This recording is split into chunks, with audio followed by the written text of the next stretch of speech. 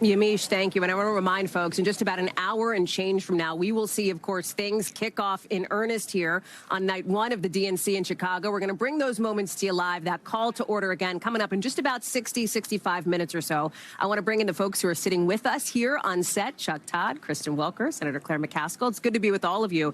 And as I listen to Yamiche talk here, she's really getting into, listen, let's call it what it is, the vibe check of the Democratic convention. There are still moments and issues where the Democratic Party is not eye to eye on this. One of them is, of course, what we've seen outside the convention hall. Some of these protests specifically over the war in Gaza and the pro-Palestinian demonstrations, Kristen. This is an area where Kamala Harris, even as vice president, had a bit of a different position than her boss, President Biden. She was much tougher against, in her public comments, I should say, about what Prime Minister Netanyahu should be doing as it relates to the war. We saw that first from her. Now we are hearing similar rhetoric from President Biden.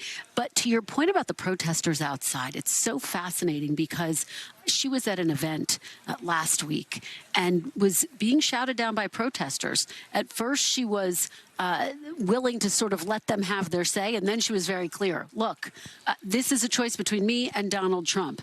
So you can continue to talk or you can let me speak. It was a firm moment. I had a chance to interview Michigan Governor Gretchen Whitmer over the weekend. I asked her, was that the right way to handle that moment? And look, she made it very clear that without criticizing Vice President Harris, that it is important in these moments that the protesters feel heard. So I will be watching to see how not only Vice President Harris, but the folks inside this convention hall overall make those who are protesting the war in the Middle East, other issues, feel heard and feel as though they're a part of what's happening inside. There's also the Biden of it all, Chuck, right? Coming and appearing at this convention, speaking to this audience. It's not his convention. It was going to be. It's not. It will be his moment tonight to a degree, speaking to this group who, as we know, some of whom maneuvered both publicly and privately to get him off the ticket. The proof is in the pudding as it relates to the numbers and where the polling is right now, with Vice President Kamala Harris doing better than where President Biden was in some of these critical battleground states. Are you watching for, like, Jill Biden and what she says, as she's been somebody who's been, you know, in his ear so much on this issue? Just a week before he dropped out, he was saying he was going to go on campaign, Chuck. Look, it says a lot that he came. LBJ didn't come to that convention. Now, maybe those Democrats didn't want him there either. I don't know how many. I question how often we'll see Biden on the campaign trail after this on this. But the fact that he came, I think, shows you that whatever personal, I don't even know if it's animosity anymore. It's probably frustration. It's probably lament. Some hurt. Yeah, a little bit of Sense personal of betrayal, hurt. someone told but me. he's here. Yeah. And I do think it tells a larger story about the difference between the two parties. Because at the end of the day, the Democratic Party was bigger than any one person. The Republican Party is not. That's the two main differences between the two parties. And Joe Biden, the legacy of Joe Biden is he was always a good Democrat. He always did the right thing for the party. Maybe it wasn't necessarily the politically popular thing for the country, but he's a man that always did the right thing for the party. And he always sucked it up sometimes and did it. And this is to me, the best way to describe his position here, because he isn't somebody who came into the presidency saying, I'm shifting the country. Bill Clinton came in and said, I'm going to make the Democratic Party a little more moved it to the right, particularly on security issues. Barack Obama, he moved the party a little bit to the left. Joe Biden wasn't a guy who was idealized. He was like, where's the party? I'm going to be a good steward of the party. And this is him being a good steward. He sucked it up, and he's doing something he wishes he weren't doing. But he's doing it. I am curious of some of the language he uses, but I assume he's here. You don't come here and then rain on this parade. He knows his presidency is judged better if Harris wins. In so many ways, Senator, it's a legacy moment for him. Oh, listen, the way he's handled this has just burnished his legacy. His legacy will be legend, because no president has been this selfless. And you know, what we have on the other side is somebody who's never met selfless. So, and the thing you're going to see tonight, I do think there is an amazing amount of enthusiasm out there that is only slightly tempered by people feeling badly for Joe Biden. He's going to give everybody permission tonight to be excited. He's going to tell everybody, hey, you know what? She's the right one at the right moment for our country, and everybody should be excited about helping her. And I'll tell you, we've talked a lot about the protesters outside. I don't think we've acknowledged that their numbers are way down from what people expected. They were telling people they were going to have 40 or 50,000 people here. There were hundreds of signs on the ground after the rally in March had started that were untouched. So there isn't this huge crowd of protesters. And I think that's also a reflection of people realizing we've got Donald Trump or we've got Kamala Harris and Tim Walz. Hey, we need to get behind the ones that are going to be good for our country, not the selfish guy who's lost touch with reality. It's very possible that if Biden remained the nominee, these protests would have been bigger. Yeah. I know that, I think it's quite possible that the energy that was lacking might have been thrown into this. Now the energy's back with her. Yep. And I do think there's some people who probably don't like Biden's position who are like, you know what, and don't like Harris's position, but like, hey, I'm excited that the party's moving in her direction. Registered what was in a happening. Weird way that the best way to de-escalate that internal friction was to change the nominee. Absolutely. I do think one of the big questions of this entire week is how many question marks will be answered around Vice President Harris as it relates to how she would govern. Yeah, she did start to roll out her economic policies at the end of last week, but there's still a big question mark. Is she going to build on the Biden agenda? Where will she differ from him? And what will those differences be? And so I'll be curious to see if any of those gaps get filled in this week. I know that when she speaks, it is going to be largely biographical. She's going to want to introduce herself or reintroduce herself to the country, not just in terms of her service as vice president, not just in terms of her childhood, but also her time in California as attorney general. Well, as one of the questions we had of our 5 big questions to watch here is what does she do on that front? I had one campaign source say to me, the function of this week is to define Kamala Harris, which might strike some people like, wait a second, she's not an unknown quantity. She's been the vice president of the United States. But for the first time, she is now the presidential nominee for the Democratic Party. And that issue, how she does define herself, she's got the Trump campaign looking to define her in a very different way. And this is something that the Democrats, her campaign, is thinking about. Usually the Democrats make the mistake of going too far in the weeds on policy. And they ignore the narrative and the enthusiasm that are broad strokes in this country. And keep in mind, we're fighting for disengaged voters here. We're fighting for voters that typically, as we all know, don't pay close attention until the last 60 days. Those are not ones that want to hear A, B, C, and D and subset 1, 2, and 3 of her energy policy. Maybe Chuck does. And maybe I do. I'm a policy wonk. But, with all due respect, Donald Trump goes on hours and never says one policy. It is just rantings of grievance. And I don't see there being this clamoring in the media, well, where are his policies? I mean, the Republicans like to talk about his policies, but if you ask them to name what they are, it's because there really aren't a lot of policies other than grievance. Hallie, I've been thinking about about the 2000 convention. Okay. Al Gore came into it behind. Al Gore was sitting vice president. There was the shadow of Bill Clinton. He couldn't figure out how to distance himself. And they wanted to use their convention to do just what you say, because, being vice president is both you're famous and unknown. It's the weirdest thing. People might register your name and nothing else about you. And nothing else. So it's a quick hot take. But the good news is, when you're a sitting vice president, is that the public knows they don't really know you, and they're willing to process new information. Al Gore, by the end of it, kissed his wife in a very dramatic fashion. You and I were talking about this earlier. But it changed the narrative about him. Oh, this He's guy. Not so stiff. Yeah, and look at this, and what's going on here. And it was, frankly, if you think about what we were dealing with Bill Clinton and his personal life, it was a page turner without being anti-Clinton. And it was a moment, and look, Al Gore turned his campaign around in basically a tie election. He wins the popular vote. But people forget he was behind, and like some people were wondering, is this thing, can he fix it? So conventions, I think, at a minimum, it will paint a different picture of her. But I am curious, can they turn this into she really could take off if she becomes a movement figure. And there is a different, I think, Claire, you know what, when you're a candidate and then you're a movement. Reagan and Obama were movement figures. They were bigger than their parties. Clinton wasn't, George W. Bush wasn't. That doesn't mean they didn't win, but I am curious. I think she has that opportunity. It's I don't want to raise the bar too high, but there's that opportunity. Real quick, Senator, before I have to let you go, and you're the perfect person to ask about this, I don't want to get too in the weeds on things down ballot because I think we have plenty of time to talk about that in the months to come. But it is notable that reportedly some of these senators in tough races are not going to have a presence here at the DNC. You know something about being in a tough race. I know something about not coming to the DNC. What do you make of that decision? Well, first of all, I'm talking Senator Tester. Yeah, no, I don't think people understand. Did you not come in 12th? I did not. Interesting. Okay. You're busy. I mean, you've got a lot of ground to cover. I mean, John Tester has a big state to cover, and there are not that many people in most parts of it, but he's got to get there. He really needs to meet everybody he can in Montana. So it is not as much about rejecting the National Party as it is saying to the people of your state, this is about you, not about the National Party. It is sending a signal on the ground that you're with your state and not with folks that are partying at the convention. Senator McCaskill, thank you very much. We've talked a little bit about some of those protests that are happening outside the DNC. I want to show you some of these live pictures now. As our teams are out there, it appeared as though just a couple of moments ago there was a bit of a skirmish. The protests have been largely peaceful so far as we can tell through the course of the last day or so. NBC's Maggie Vespa is there. And Maggie, I don't know if you could hear the conversation we were having back here on set, but Senator McCaskill made the point that she believes these protests were smaller than expected, or that they could have been, if you will. I wonder what your sense is of it on the ground. Yeah, whoa. Hallie, I'm going to stop you. You can see we have some violence breaking out here at the protest. We're here right next to the free speech zone near the United Center. I apologize, there was a few feet behind me. It's tough to tell how this exactly started, but we're going to get our camera up high so you can see into the group.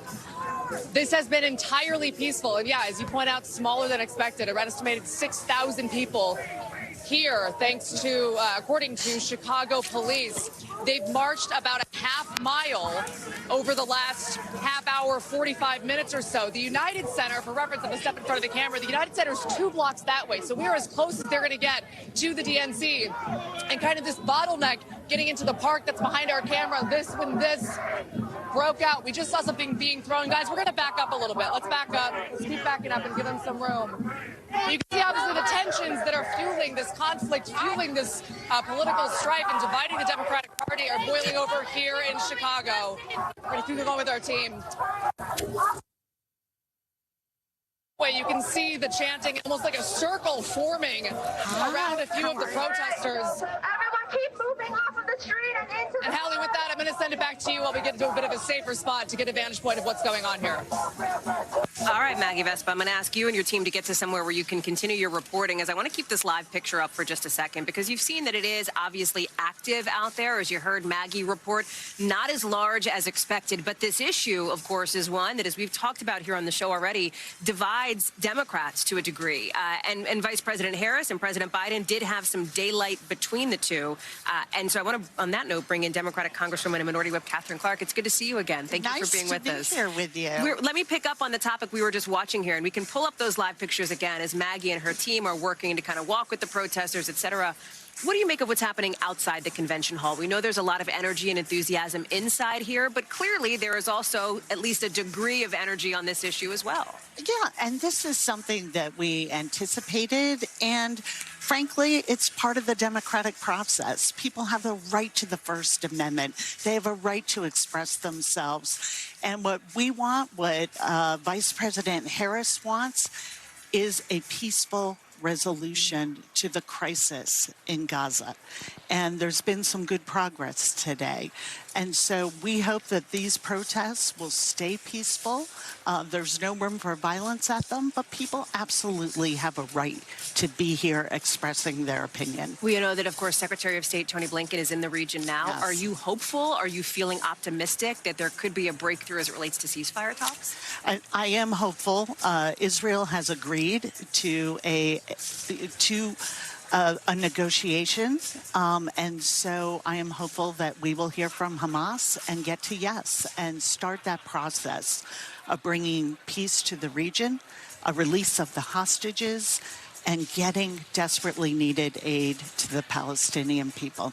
There's another issue that Democrats see a lot of energy around on a different front, and that is, of course, the issue of reproductive rights. You know this, I know this. I've talked to a lot of Democrats who suggest that this could be a major mobilizing factor come November for people getting out there to protect, for example, access to abortion, as we saw in the midterms in 2022. You and I have talked about this before. You have been somebody on the forefront of that. Tonight, we expect to see several women share some very difficult stories of their pregnancies in a push to try to elevate the issue of abortion access and reproductive rights. Can you talk about how you expect those moments to go in the room and where Democrats are here? Yeah, it is the leading example of the Democrats standing for freedom to make your own health care decisions with your family, with your doctor, in accordance with your faith, and the Republicans' extremism, their attempts to make women second-class citizens. And we know what this is about. It's about control. And my State of the Union guest, Amanda Zarowski, is going to be talking tonight and telling her story of having a miscarriage after undergoing fertility treatment for a desperately wanted pregnancy, being denied the health care she needed, and ending up in the ICU, threatening her future fertility. This is the vision that Donald Trump and J.D. Vance have for women in this country. And that is the type of extremism that we are seeing rejected every single time it is on the ballot, and is one of the critical issues as we go forward in November, why the GOP is going to be rejected. And yet it is Donald Trump who's leading on other issues that Americans say matter to them: the economy and inflation and immigration, according to some of the new polling we've seen out just this weekend. What can the person you want to see win the White House do to try to close that gap? You already see her doing it, standing squarely on the side of the American family and helping them not just get by, but get ahead. So as she rolled out her economic plan with really focus on an issue that I hear around the country, around my district, which is the price of food and groceries and necessities, and saying, let's join 34 other states that have accountability for price gouging and make it a federal national standard. That is why she has the momentum and energy that she has, because she and Tim Walz are connecting with people who understand between groceries, housing, childcare, their costs are too high. And she will continue the work she started in the Biden-Harris administration of cutting the cost of health care, trying to bring down the cost of child care. All of these issues that affect people at home, they don't see it in the extremism of the GOP. Let's talk about, you referenced momentum and energy, so let's get into that here. This is not your first rodeo. What's your sense of where Democrats are right now and the week ahead? What does it compare to you to 2008? Is it something different? What's your sense of it? Yeah, I mean, I have never seen a party and a country come together around a candidate like we are seeing. Even in the era of Barack Obama? Well, you know, this is so fast. That's what makes this so unusual. And I think it shows that people are hungry for a candidate who sees them, and that is Kamala Harris. And so what we are seeing is this incredible energy and momentum. And our goal here is, we know we're coming in the underdog, is to focus on her vision for the future of this country, building an economy that works for everyone, protecting our basic freedoms, growing the middle class as we continue to lower costs. And that's what people are responding to. And we're going to turn that energy into action this week. And yet tonight it's going to be President Biden's moment, not his convention, but his moment. What do you want to hear from the president, especially with some reports that there is some lingering, maybe not bad blood, but maybe some personal hurt, maybe a little bit of a bittersweet moment for the president tonight? I think tonight is going to be an incredible tribute to President Biden and his 50 years of service. He has been a transformative president, and his patriotism in stepping aside is really so unmatched in our history, and something that Donald Trump can't even contemplate, because for Donald Trump and J.D. Vance, it's all about their personal advancement. And tonight we're going to hear from our president and his vision of the future with President Kamala Harris. Thank you so much for being with us, Captain Clark. It's good to see you in person here in Chicago as opposed to back home in Washington. Thank you very much. Thank you, Hallie. Joining us. We've got a lot more to get to here live from Chicago. Looking at the clock, we've got about 45 minutes or so before things really kick off. It's going to get loud. It's going to get busy. It's going to be packed. We're going to bring it to you live. We're also going to get a gut check on the other side of the aisle, the battleground blitz from former President Trump in what is the busiest week of his campaign so far, kicking off today. Stay with us. A lot more coming up on NBC News Now in just a sec.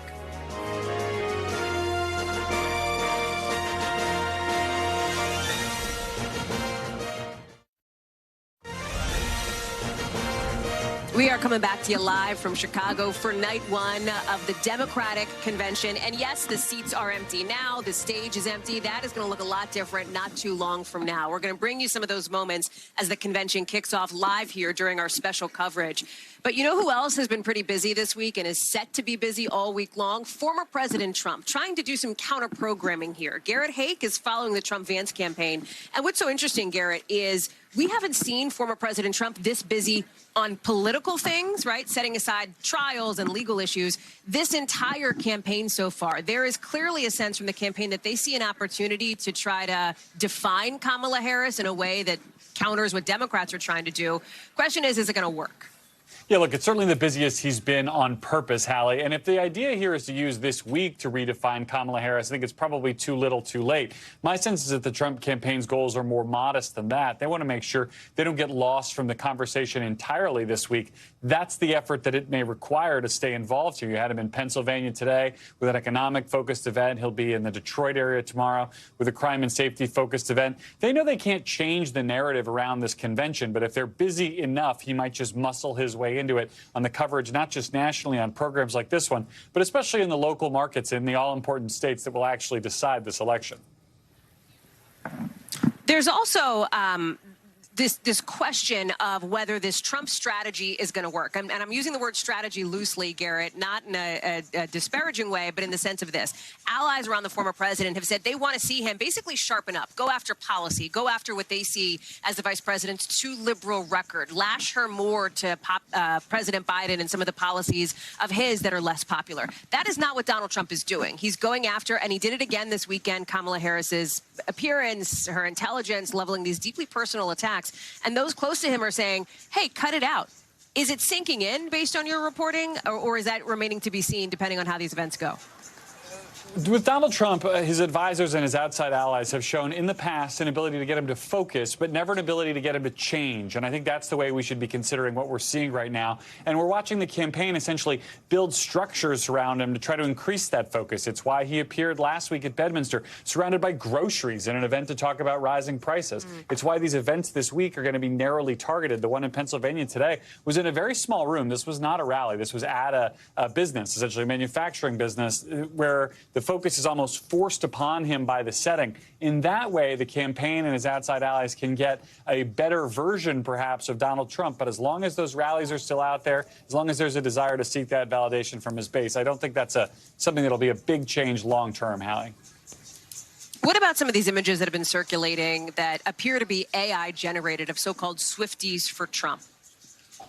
Yeah, there's no truth to them, obviously. I mean, I have seen in the wild people who are Swifties for Trump, but I can tell you that the bottom left on your screen there, the idea that somehow Taylor Swift has endorsed Donald Trump is pure fiction, and fascinating fiction at that, given the kind of right-wing anti-Swift backlash that we saw several months ago in this campaign. But I think it speaks to the campaign, or at least Donald Trump, who's posting some of this kind of desperation to throw everything at the wall and cling to some moment of the culture that will keep him in the conversation, even in a week like this dominated by his opponent.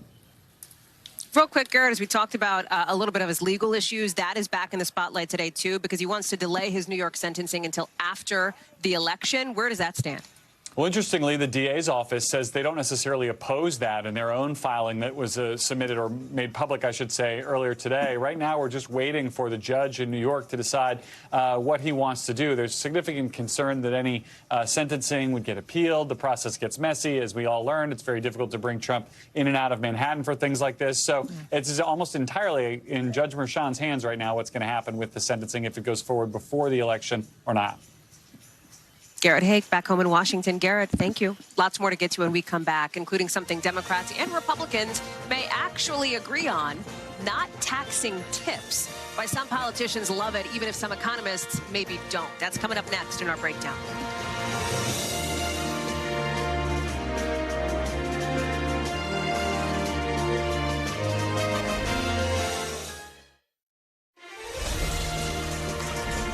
So have you heard about this idea that's being proposed now by both presidential candidates, not taxing tips? It's picking up some steam politically with bipartisan support, not just on the campaign trail, but on Capitol Hill as well. Both Vice President Harris and former President Trump have proposed eliminating taxes on tips for people like servers, folks in the hospitality industry. We haven't seen a specific plan, so to speak, but some economists suggest that this kind of thing could be tough to put in place and could affect the national debt. That's tonight's breakdown. Politically, worlds apart. Donald Trump fights for billionaires and large corporations. We're not going to take it anymore. But former President Trump and Vice President Harris have at least one thing in common. We are going to not charge taxes on tips, people making tips. Eliminate taxes on tips for service and hospitality workers. Mr. Trump proclaiming his support for eliminating taxes on tips first, with the vice president rolling out her plan 2 months later, both announcing in Las Vegas, which has one of the biggest populations of tipped workers in the country. And Nevada, of course, a key swing state. Tips, particularly prior to the digital era, were often in cash. And so even if they were legally subject to income tax, in practice, there actually was a big gap between tips that were earned and tips that were reported for tax purposes. Now that gap's closing as more tipping is done on screen. To eliminate taxes on tips would take an act of Congress. Republican Senator Ted Cruz recently introducing a bill that gained some support from Democrats, but tax experts worry the broader idea remains vague. Here, hey, it'd be great to give tip workers a tax break. Okay, but we have to continue the analysis, right? What does that mean for everyone else's tax rates? What does that mean for the complexity of the tax code? What does that mean as a precedent for other folks who want other tax breaks similar to this? The Committee for a Responsible Federal Budget estimates exempting tip income from federal income could add between $150 to $250 billion to the federal deficit over 10 years. And then there's concern some high-end earners could exploit an end on taxing tips. Some folks have brought that up, like, hey, could a hedge fund manager claim that they're going to take a 50% wage cut and have their employer characterize the remaining 50% as a tip at the end of the year and avoid tax? The Harris campaign says its policy would include strict requirements to avoid these kinds of abuses and a minimum wage increase. It's a shift in taxation that may be popular with the some 4 million American workers in tip-based industries. But with their hourly wages as low as $2.13 an hour, some industry reps argue the conversation can't stop with taxes. The fact that it's being included in this national conversation is definitely hopeful. We wish the focus would be on paying more in hourly wages. But either way, if we can raise the wages of restaurant workers in some capacity, it's very helpful for millions of people. Of course, the economy is among the top issues, if not the top issue for voters this election year. We see that time and time again. Look at this here. 23% of people in our latest NBC News polling say inflation and the cost of living is the most important issue facing the country. You see that followed very closely by immigration and the situation at the border. For more on this and how the Harris-Walz campaign can strategize around some of these voter priorities, a couple of people who know something about strategizing. That's, of course, the Hillary Clinton 2016 campaign manager, Robbie Mook, and Democratic strategist Megan Hayes. Thank you both for being here. Let me start with you, Robbie, because right as we were coming on the air, we got some news here at NBC, broken by our Sahil Kapoor, that Harris is going to push for a 28% corporate tax rate, rolling back what was at the time a major sort of Trump initiative, Donald Trump priority. First big sort of policy proposal rolling out on this. What do you make of it?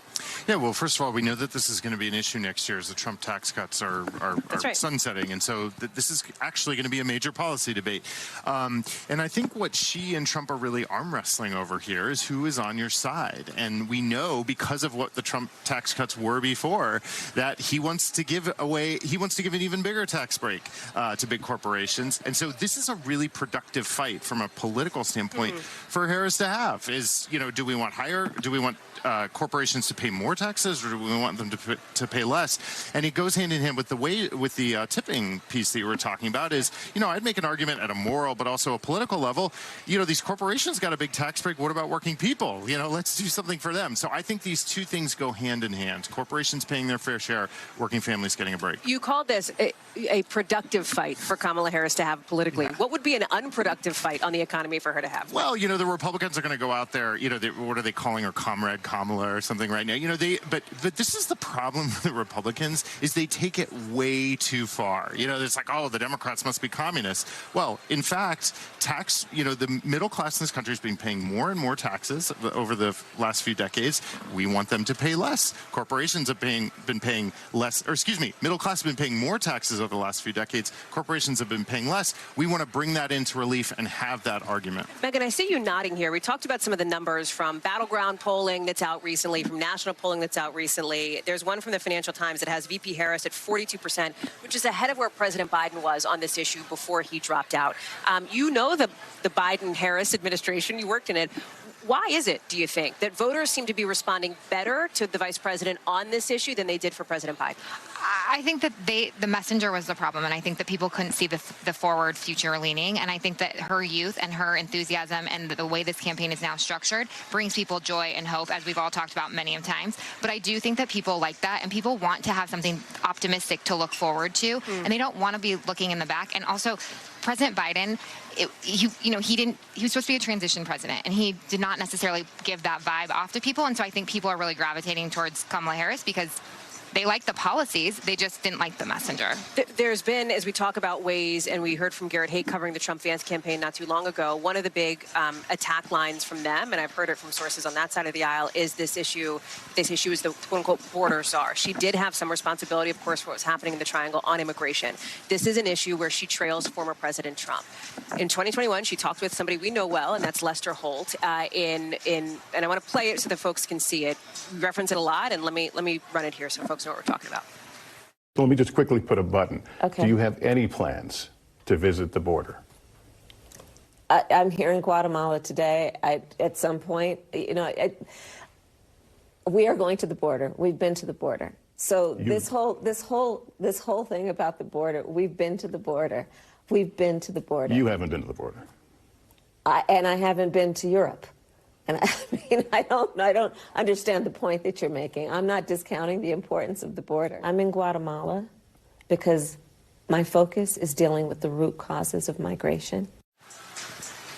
So two things here. First, she was criticized after that interview for what felt to some like a bit of a defensive posture on policy on immigration. What does she need to do now to be able to move the needle on this for voters who, as we say, it is a priority for them? That's what we're seeing in some of these numbers. So I think there's a few things. One, I think Democrats need to remind people that this is actually Congress's needs to take action here, and they had a bipartisan border security bill, and Trump had his folks. She's been reminding people of that on the campaign trail. Correct, and she needs to continue to do that. And then she needs to also remind people what her policies are. She wants tougher border security, and she also wants to come up with a legal way for people to have citizenship. So this is not, she's not out there not talking about what she wants to do. Also, I think people are a little dismissive of the root causes. That is a huge priority here. President Biden, when he was the vice president, spent a lot of time in the Northern Triangle. The Trump administration overturned all of those policies and defunded those investments that he had made. And the vice president has been down there and has gotten public-private partnerships of over $10 billion into the Northern Triangle to get people to not want to come to the United States, to give people a reason to stay in their countries. And so I just think that it's a little nuanced. It's hard to explain to folks, but I think that they can do it, and they just need to figure out how to message it properly. But and it will take some time, but there are things that she does want to do, and I just don't think it's a fair assessment for her to be called the border czar in a negative light. So the other piece of that, too, is that she sat down for an interview, of course, at all, which is something that she hasn't done since becoming the presidential nominee. She's come under fire from Republicans for that. If you were advising her, what would you say? Well, I think they've made the right decision up to this time, because she wasn't... Not to be too navel-gazing as a media person, but we would always encourage more access and transparency. No, and I'm sure she said she's going to do interviews, and I'm sure she will. But we have to remember, she just magically somewhat became a candidate overnight, right? So, normally you have months and months to prepare for this. You're getting ready. You're getting your policies laid out. She had none of that. And so I think it was smart to give herself some time, get comfortable, get out on the stump, get that message honed, and before she's starting to sit down with reporters who I'm sure will be tough on her, as they should be. Somebody who you know well, of course, we will be hearing from, and that is Secretary Clinton. What do you expect from her tonight at this moment where we talk a lot about passing the torch from President Biden to Kamala Harris, but there is a torch-passing moment as it relates to the Secretary, too? Yeah. Hey, I'm excited about this speech because I think, first of all, she's going to be very optimistic. I think this is going to be about the future. This is not going to be about litigating the past. And what I'm excited to hear about, I'm told, I haven't read it word for word, is that she is going to be talking about not just how exciting it would be to have a woman president, but what that means, what opportunities that will actually provide in people's lives, like the freedom to make their own healthcare decisions, like the freedom to tell their kids they can be anything they want. So that's what I'm interested to look forward to. Quick final thoughts to you, Megan. I'm really excited to be here. I think it's great. All of the energy is really exciting, and enthusiasm is exciting, and it'll be great to see the president's speech tonight. You took that literally quick. Thank you. Thank you very much, Robbie, Megan. Great to see you both. I'm sure we'll talk again throughout the course of the week because there is a lot to cover, of course. We're going to have much more on President Biden's speech tonight and get a look at the convention floor as you are taking a look live now at what's happening in Chicago as we are just minutes away from the start of night one of the Democratic National Convention. Stay with us.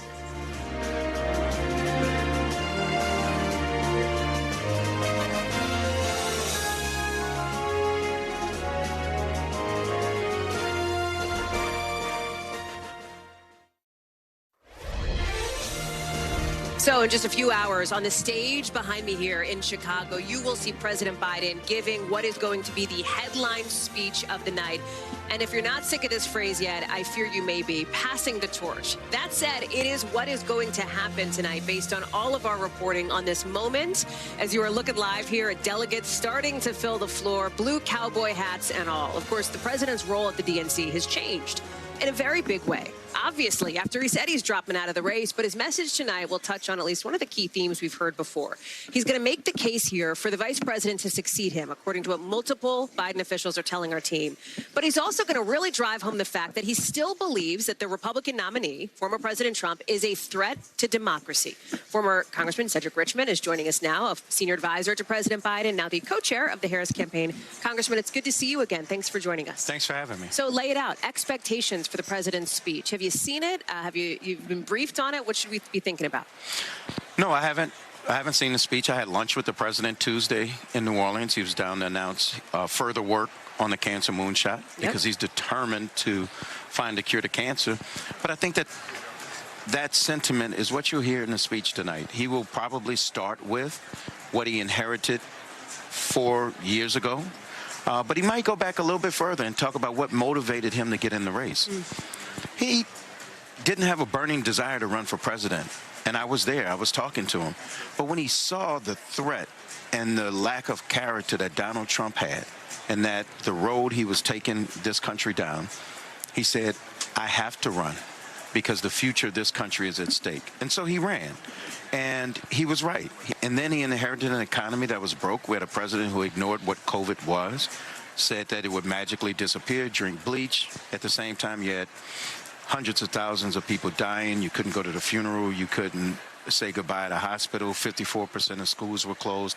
And the president came in, put his head down, and went to work. And in the process, reduced child poverty by 50%, put Ketanji Brown Jackson on the court, passed gun legislation, passed infrastructure legislation, all of those things. So I think he's going to remind the country what he inherited, the things he was able to accomplish, and then he's going to talk about who he was able to accomplish it with. And that was a very great partner, a smart partner, a brilliant partner, a loyal partner, thoughtful partner. And he'll talk about what they achieved. And then he'll talk about what tomorrow should look like, and that Kamala Harris has a vision for tomorrow that includes everybody, that uplifts everybody, not one that is simply about division, retribution, revenge, and all of those things. So, no, do I think he's going to give Trump a pass tonight? Absolutely not. Should he give Trump a pass tonight? Absolutely not. The man is a threat to this country, and I think the president's going to lay it out. Do you get the sense at all, Congressman, as somebody who knows the president well, that he is perhaps still maybe harboring a sense of personal hurt or disappointment that he was pressured to step off the ticket? No, I don't. Let me tell you why. He's been a man who's been through some enormous personal losses in his life. And when you say that the highest moment of your life, you got elected to the United States Senate and then you lose your wife and your daughter and your 2 sons in the hospital for a long time fighting for their life. Then you become vice president, and your oldest son goes off to serve this country, then comes back home, and while you're about to make a decision about running for president, he's diagnosed with cancer and he dies. And so this president has seen and felt real loss. And this decision was not about Biden. He never looks at it as this is about me. He thinks about the country first. And I think that he made the decision that what's best for the country is for me to exit stage left, pass the baton, and since we just finished the Olympics, and hand it to somebody who will work to make tomorrow better than yesterday and make all the tomorrows better than yesterday. And we have Trump, who only wants to go back to yesterday so he can settle old scores. And I think the president is probably proud of his decision. And I think that he stands by it because he knows it's in the best interest of the country. So how would you categorize his mood, getting ready to walk into this room and speak on this stage? Well, I would think it's a very serious mood. Okay. I think he understands. Not celebratory? No, because there's nothing to celebrate yet. We still have a race to win. Donald Trump it's a close race. The polls are tight, and we have work to do. And I don't think we should be celebrating. Of course, we should be joyous about this moment and the fact that we are nominating a brilliant woman, a woman of color, to be the president of the United States. But this is not Election Day. This is not a victory party. This is the beginning of a long marathon race. And so I think he will highlight the fact that this is serious. Congressman, thank you very much for your time and for being with us to talk through all of it. I'm sure we'll see you later this week. You will. Thanks for having me. Down on the floor. Appreciate it. Thank you, sir. Coming up, we mentioned one of the speakers tonight, Hillary Clinton, her relationship with Vice President Harris, plus how Nancy Pelosi's power moves got us to this moment. We're back live from the DNC in Chicago in just a minute. Stay with us.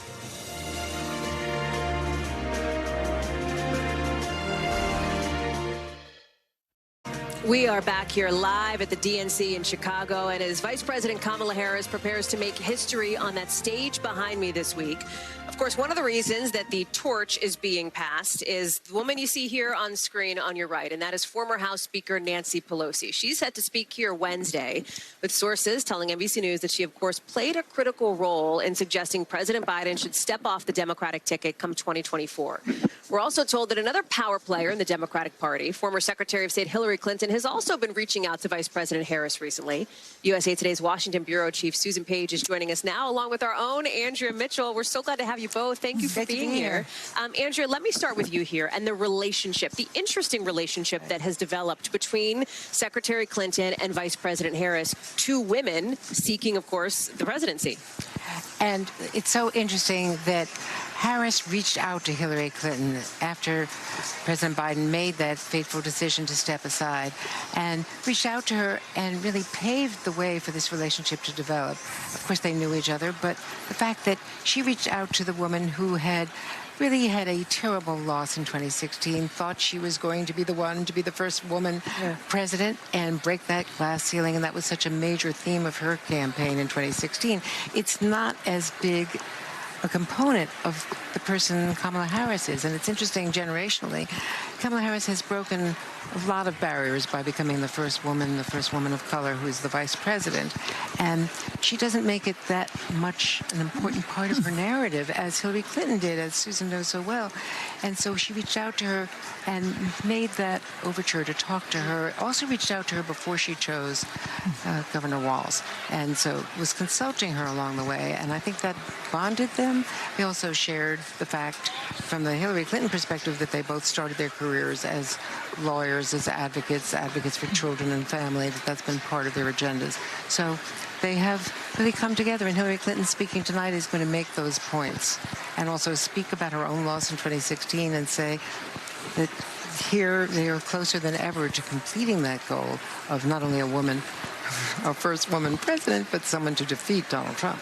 Andrew makes such an interesting point here because we heard it from, I want to say it was Senator Klobuchar earlier, this idea that there is less of a focus, at least in these early stages of this new campaign, on breaking the so-called glass ceilings. Well, you know, Hillary Clinton helped make it possible for that to be the fact. You know, Hillary Clinton normalized the idea that you could have a woman running for president, winning primaries, getting the nomination, run and be expected to actually win the election, although she failed to do that. So I think Hillary Clinton played an important role in making it possible for Kamala Harris to make less of a thing about the breakthrough she's making demographically. As we talk about powerful women in the Democratic Party, you cannot have that conversation without talking about Nancy Pelosi as well, who is a presence here. She will be later on in the week. She has already been a presence in this short campaign.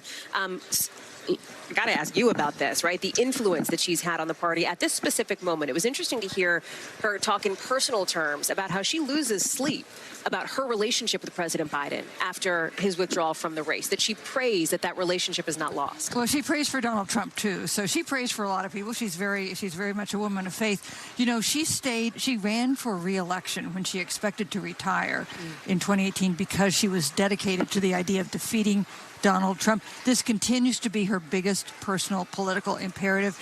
She came to the conclusion, as did, I think, a lot of other Democrats, that Joe Biden was not likely to defeat Donald Trump. He was at risk of losing to Donald Trump, and that Kamala Harris or someone else would have a better shot at doing that. And that is what motivated Nancy Pelosi, I think, to step in here.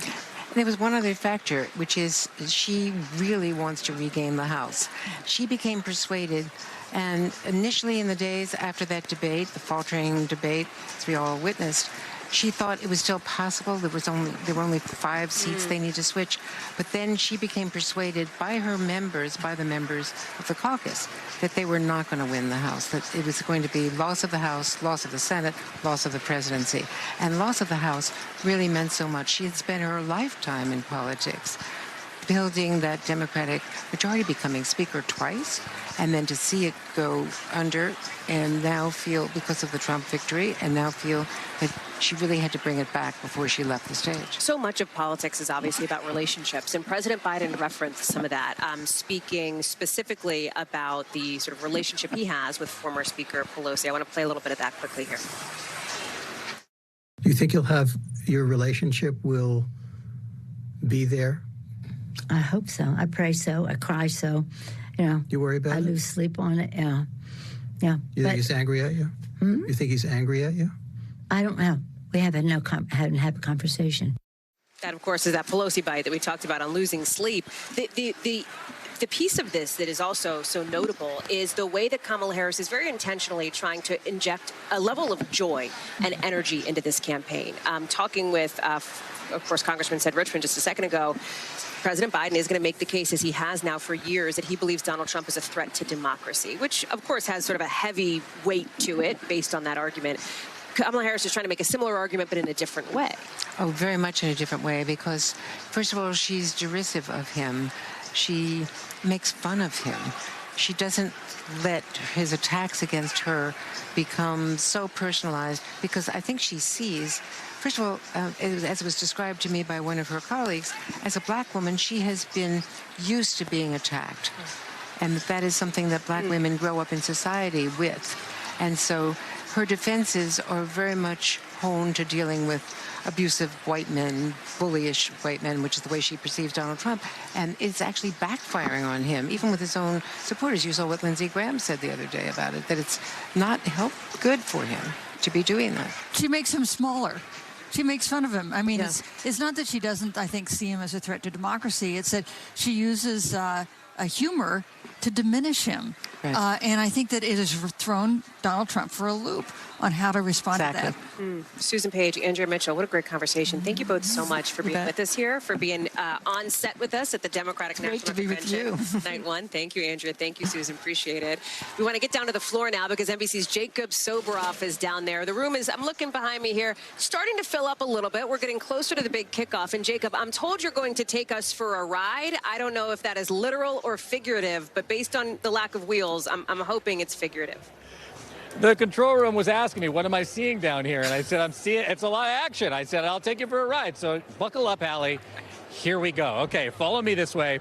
I have to say, I know you like the vibe check. It's a much different vibe than, in all seriousness, the Republican convention, because, of course, that convention started in the wake of the horrific assassination attempt on former President Trump. This is obviously a much different way to start a convention. There's a lot of excitement out here. I want to show you where you are, I think. Hallie, turn around and wave if you can. Is that you up there? Yeah, there you are. Check it out. Chris Jackson's looking for you. Hold on. That's you right there. There's Hallie Jackson. I can see you. It's okay you can't see me. My head is gigantic, my mother would say. But I'm sorry that you can't see it. It's mostly hair. It is. It's Propecia, to be honest with you. But anyway, I digress. It's exciting. I want to give a special shout out, Hallie, to all you. Are you here? You guys are volunteers? Yes. Yeah. How long have you been doing this? Have you done this before? A couple times. This is like my sixth. Sixth convention. Why do you sign up to do this? You got to be on your feet for 4 nights in a row. It's a lot of work. It is a lot of work, but it's worth it. How come? Because I like this candidate, and it's important to be part of the process. What state are you guys from? D.C. D.C.? Illinois. Illinois. Okay, so that's your home state convention. Thank you very much. I'm sorry, I hope we're not imposing. Thank you for the hospitality. What are your names? Tanya Lopez. Tanya? Anna Ma. Okay, Anna, nice to meet you both. Thank you very much. This place wouldn't run, Hallie, without the volunteers, the people who are here on the floor doing all of the operations. We got a long way to go before Thursday night, and we hear from Vice President Harris. I'll give you one swing around and take a look at the stage as we get ready for the official program to start tonight. It's a bit of a different setup than the Republican convention. That was a much sort of wider, broader floor. This is a more narrow floor, and actually some of the delegates are up themselves in the stands. We'll have plenty of time, plenty of days to go up and visit with them. And I hope, Hallie, that my head is not too big, that we can come back and do this again. Hey, Sobo, what's been the most interesting thing you've seen today on the floor? Jamie Raskin was down here, actually, in all seriousness, the congressman who, of course, was the driving force behind the January 6th committee. And he was one of the people who had encouraged President Biden to drop out of this race, and he did not shy away from being down here right in the front talking to reporters about why he made that recommendation, about how excited he is to see Vice President Harris take the stage over the course of this convention. Sobo, good to see you, friend. Thank you for being with us. We'll be checking back in with Thanks, you, Tom. I know, during our special coverage throughout the night. That does it for us for this hour. We've got more coverage picking up from Chicago right now. This is NBC News special coverage of the Democratic National Convention. Here is Hallie Jackson. Hey there, I'm Hallie, and we are coming to you live from the United Center in Chicago for night 1 of the Democratic National Convention. It is set to kick off, quite literally, looking at my clock here, in the next, couple of minutes. It's going to get loud. It is going to get busy. It is going to get very different from anything you've seen before, at least in the last few generations. And by that, I mean when things start with a call to order in just about 10, 13 minutes or so, that's going to look pretty traditional, right? Look at this. Delegates in the room. You're going to have lots of cheering. You're going to have some speeches. But you know what's different? The candidate, of course, the nominee at the top of the ticket. That is Kamala Harris. And that's not something Democrats thought just a month ago that they would see. Instead, and you look at Senator Amy Klobuchar there on the floor, in just the last hour, we saw President Biden take the stage. This was supposed to be his convention. It is not, but tonight will be his moment as he gets ready to, forgive the phrase, pass the torch to his vice president. You're going to hear a lot of that tonight, but that's because that is what the reality is here. He's going to be giving that headliner speech, and you've heard a preview of it in the course of our special coverage here tonight. It is going to be a celebration and also a test of energy, of unity for the Democratic Party, because while there's plenty of that inside the room here in Chicago, outside you are seeing some protesters, of course. Pro-Palestinian protesters demonstrating over the war in Gaza. That's one of the biggest issues dividing Democrats right now. These are some live pictures here. It looks like maybe there's a police line there. We're going to check in with Maggie Vespa in just a second to get a check on that. Back inside, want to show you, we are sitting kind of perched up here. It's a fairly small floor, relatively at least, and you're already seeing delegates are going to be in all these seats here, and that stage right there, that is where President Biden is going to deliver those primetime remarks to this audience, not just to America, but to folks inside the room, including some who publicly or privately pressured him to get out of this race. Our team is out with some new reporting on how the president will frame this, what he'll say to his party. I want to start with the team who's with us. Chuck Todd, Kristen Welker here with us on set. Maggie Vespa is following the protests outside, but I want to start with Mike Memoli, who, if I had better vision, I'd probably spot you on the floor, Mike, but right now it's like a Where's Waldo situation. Give us a vibe check of how things are going, and some of your reporting, as I know you've been talking to your zillions of sources about what tonight will hold. Well, in this moment, Hallie, I'm standing just before the South Carolina delegation. Remember, 4.5 years ago, that's where the comeback began for President Biden. That made him the nominee, that set him on this course to the White House. And this convention now is a moment on the back end of that. The flip side of the comeback is really the downturn that we've seen over the last month and a half since that debate performance. That is why he's speaking tonight and not Thursday night. That's why he is speaking about a different Democratic nominee, his Vice President, Kamala Harris, and really using this as a moment tonight to, as you said, pass the torch. I'm told by advisors, people who've been with the president over the course of the last few days at Camp David as he's been working on this speech, that yes, while his role at this convention is different than it might have been a few months ago, he sees his mission as the same, which is talking to all the delegates in the room and to all those watching at home about what is at stake in this election. That he sees Donald Trump as a continued threat to our democracy. And as one advisor put it, he saved democracy 4 years ago by beating Donald Trump, but he wants to make it clear that voters now have to do their part. Democrats have to do their part to keep him out of the White House now. Now, an important part of the story is also talking about what he's done over the last 3.5 years, that he wants to talk about the accomplishments and say that Kamala Harris has been an important part of that. Mike Memoli live for us there on the convention floor here in Chicago. Let me go outside the building. Maggie Vespa, I want to get to you because we're looking at those protest pictures live coming into us now. And we understand that some of those demonstrators have taken down a barricade outside. What's going on? It just got put back up, Hallie. In fact, I'll let you push past me once again. Our camera guy can zoom in here. Chicago police restoring that Secret Service barrier that some protesters were able to push down. And then if we can kind of pan over to the left, we have, from what we can tell, it appears to be 2 people potentially arrested by police in riot gear. I want to be clear, the vast majority of this march was peaceful. We had roughly 6,000 people marching through Chicago's west side. They call themselves the Coalition to March on the DNC, and this is largely a pro-Palestinian protest. But this is kind of where it got hairy, and we'll zoom back in here. You can see they're trying to put that fence back together. But this just kind of speaks to the anger and the fury that we're seeing here out on these streets. People want to make their voices known. With the DNC, by the way, just a block and a half that way. You can see the United Center in the background. They say they want from Democrats a promise to support a ceasefire in Gaza. They want from Democrats a promise to push for an end to the United States support of Israel. And they say if they don't hear that from Democrats, if they don't hear it from the vice president, then the Democratic Party as a whole can't count on their votes and perhaps a large faction of the left to vote for them come November. So they say this is really kind of an ultimatum they're delivering to the vice president and to the party. Chicago police has been tasked with, if we can just kind of move over again and keep tabs on this, has been tasked with keeping this peaceful. They're the only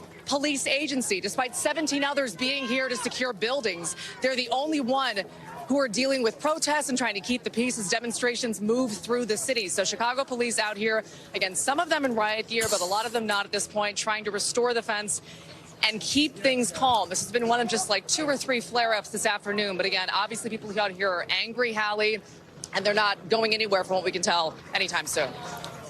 So, Maggie, just because it's a little tough for us to get a sense of the scale and size of these demonstrations, can you help put that in context? Yeah. We're just seeing it, obviously, on these little screens from a couple of cameras that we have out there. Yeah, so basically, and we've got something happening over here, they just broke down another part of the fence. While we pointed that, I'll tell you, Chicago police quantified it earlier. They said roughly 6,000 people out on the streets. Obviously, we have a small group from that 6,000 out here dealing with the fences and kind of fighting back against police. Again, most of it was peaceful, but the crowds that we saw here earlier today were several thousand easily, filling several blocks of Chicago's west side, Hallie. Maggie Vespa live for us outside the convention hall. Maggie, we're going to keep your camera up for a second here. I know you got to get to a spot where you can report from. But as we take a look at these live pictures and talk more about tonight, both inside and outside the United Center in Chicago, I'm joined now by former Democratic Governor of Michigan, Jennifer Granholm, appearing here in a personal capacity outside of her cabinet role. It is good to see you. Thank you for being with us. Thank you so much for having me. Let me start with what we're just seeing here, because I've got to get your reaction to it. This is obviously an issue that divides Democrats. It's an issue where we've seen some daylight between the vice president and President Biden. What do you make of this moment? Well, I mean, I hope that people take into account what happened today, which is it looks like Israel is going to be accepting the conditions that were put forward for a ceasefire. And that's what people are asking for. Everybody would like to see a ceasefire. Everybody wants to see the hostages returned. Everybody wants to see a path forward, which would include a 2-state solution. And that's really, that will be the foundation on which she's able, she meaning Vice President Harris, if she's elected, will be able to build, to set forth how to keep Israel safe and how to give Palestine its own home. What do you make of that moment that we saw from her within the last couple of weeks where she said, sort of now infamously, I'm speaking now, when those protesters attempted to interrupt one of her events? It was about a half dozen of them or so. Yeah, but she also came back and said it is important that their voices are heard and that we honor peaceful protest. We really do. It's important. It's an important part of the policy development. We want those voices to be heard. It's also important to allow speech to happen in other ways too, meaning the speaker from a podium as well. So respectful protest is important, but the voices need to be heard. Let's talk about politics now, because that's what this week in large part is about. It is about, for Democrats, keeping up some of the energy and the momentum that when I talk to Democrats, they say they're seeing now since Kamala Harris came to the top of the ticket. President Biden speaking tonight, and it's going to be a moment, right? We expect to see him and Kamala Harris share the stage in what will likely be probably the moment of the night. What do you want to hear from President Biden? Well, you know, I want, first of all, there to be a recognition that the Biden-Harris administration has done amazing work on the economy. I say this as the former governor of Michigan. I'm so focused on what that means for people getting work and jobs, et cetera, and manufacturing in the United States. The work that has been done under this administration is astonishing. So he's going to set that. Succession means that you build on success, right? So she's going to pull the threads of what this administration has accomplished, and she's going to weave her own cloak. And what does that look like going forward? She started to articulate a bit of that on Friday, where she started to talk about kitchen table economic issues for real people.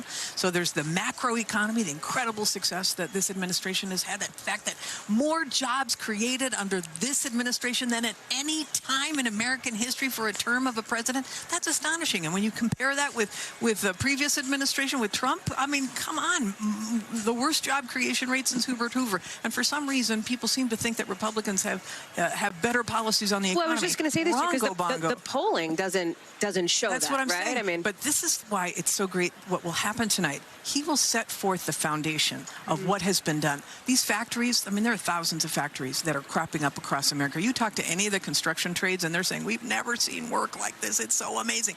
But those factories are being built, and that means people need to be hired. So the jobs fairs are just starting. The Act's only 2 years old that incentivized all of this economic activity.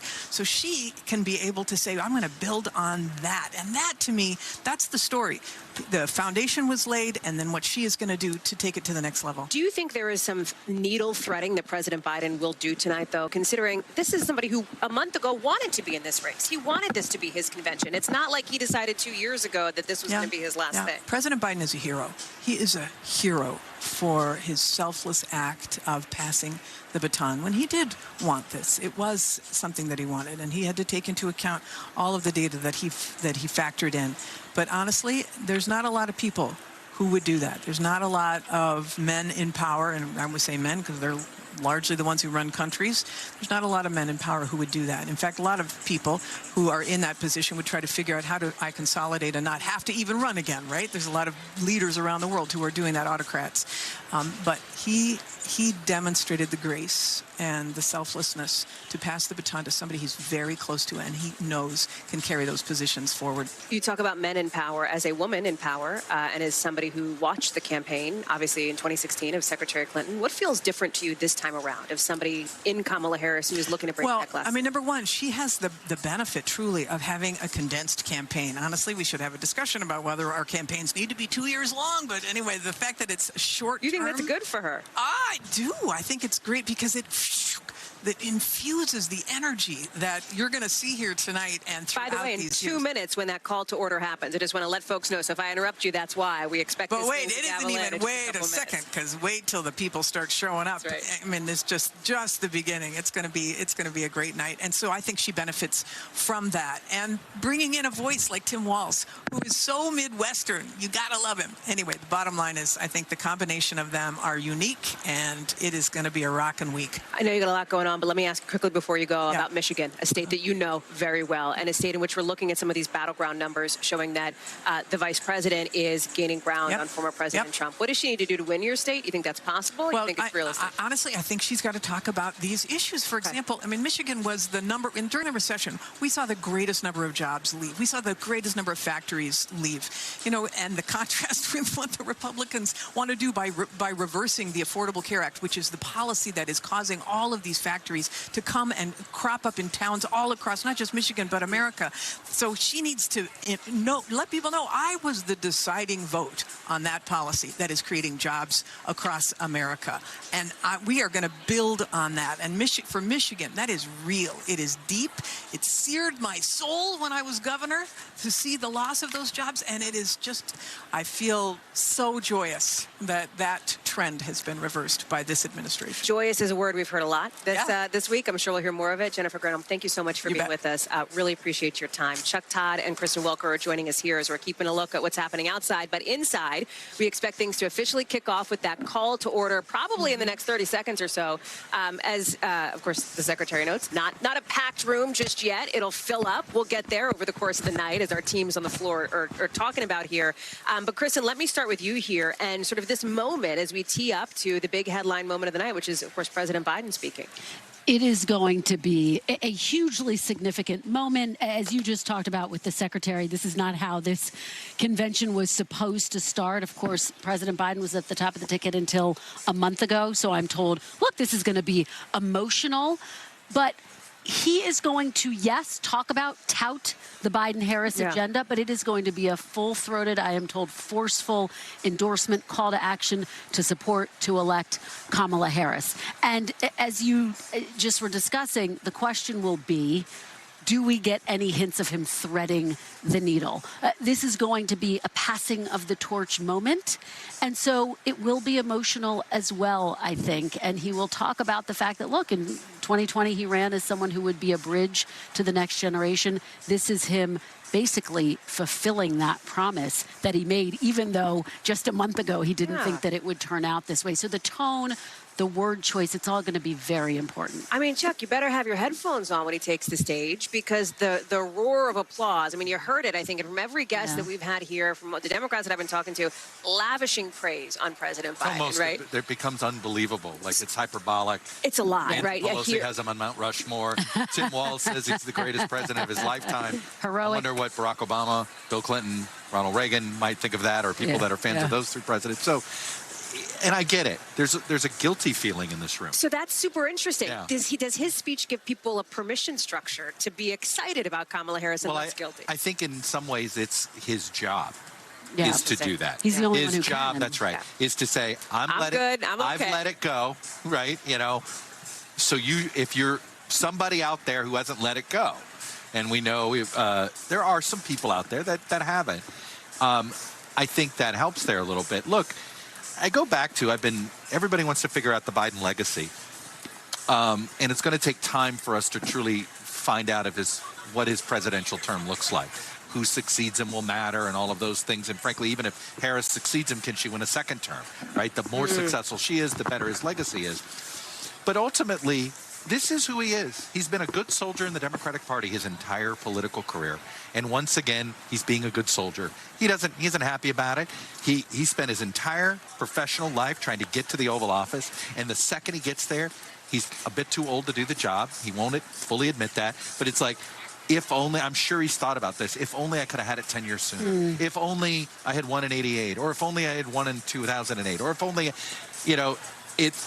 I'm sure he is lamenting, because we didn't see the Joe Biden I grew up professionally covering.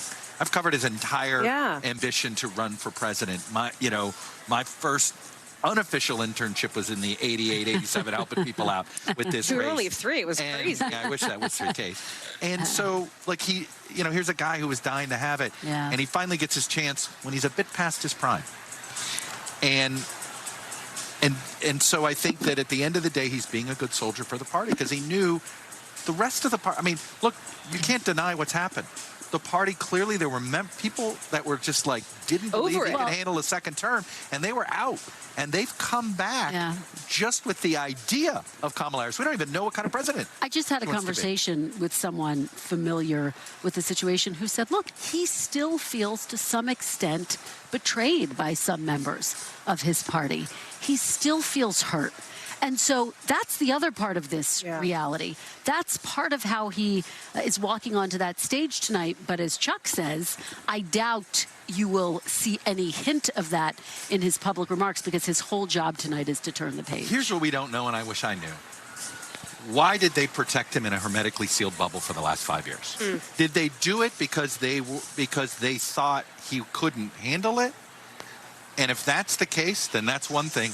Or did they do it out of convenience because they didn't want unfiltered Biden out there? When the irony is they took away his... I always say every president gets there with some superpower that they have with connecting with people. His superpower was the affability. Get along with anybody. He was a backslapper. You have an off-the-record. All of you have had off-the-records with him. He's an insider like the rest of us. He wants to know who's up, who's down, who's this, who's that. He's a part of the game, and they took him out of it. You know, how his presidency was managed is either an indictment on he didn't have the abilities, or everybody who claims to protect him damaged him. So if he's angry about losing this presidency tonight, he should be, and he thinks he's up to it, he should be angry at everybody around him. We are waiting on that call to order, which we'll bring to you live when it happens. But, you know, Chuck, you talk about somebody you've covered being, of course, President Biden back before he was president. Somebody else you've both covered extensively is former President Barack Obama. He'll speak later in the week. But there have been some comparisons made, even in the conversation that we're having here tonight, between the movement that is happening now, the momentum and the energy behind Kamala Harris, and what you saw in 2008. Is that, based on your reporting and your experience having been there, is that a stretch or is that a fair comparison? I don't think we're there yet at a movement. I think Chuck would agree with me. Yeah, I'm not there yet. Yeah, I think the question is what happens after this convention, and I break that into two pieces. One, what happens in the polls? Does her momentum in the polling continue? Does she get a bounce? She may not. I'll let Chuck talk about the polls, though. But number two, do you see this energy only intensify? And does it start to bring in independents, moderate Republicans, people who are sitting on the fence, people who are still undecided? I think that's when it could turn into something different. She is historic. She's an historic candidate, but I don't know that she's yet the leader of a movement. I can't tell if you look annoyed by that question or if you're... No. I'm What's your fascinated faith? because... No. Conventions are about... There's a moment at every convention for somebody who's not been president, for the non-sitting president, where all of a sudden there's a moment where you're like, oh, they actually belong there. It's something you can't, it's an intangible. I remember it with Bill Clinton in '92. He came in very weak. He came in, Ross Perot was winning the presidency. There were people doubting his ability. And he had a command and control of that convention, and he came out of it finally looking like a larger-than-life figure. There's there's different levels to this. She probably is going to come out of here more of a larger-than-life figure, and that will make people visualize her in the presidency. And it's something, it's funny. It's like I heard you ask the question about what's different from Hillary Clinton to Kamala Harris. Hillary Clinton, for whatever reason, I don't think was seen as a groundbreaking politician. Because her last name was Clinton? Because her last name was Clinton. I will always go to my grave believing Hillary Smith wins that election, or Hillary Rodham, or whatever last name you want to do other than Clinton. Because I think Clinton was there was nothing new about it. This is different, and so in many ways, this is an opportunity to really galvanize breaking the glass ceiling here.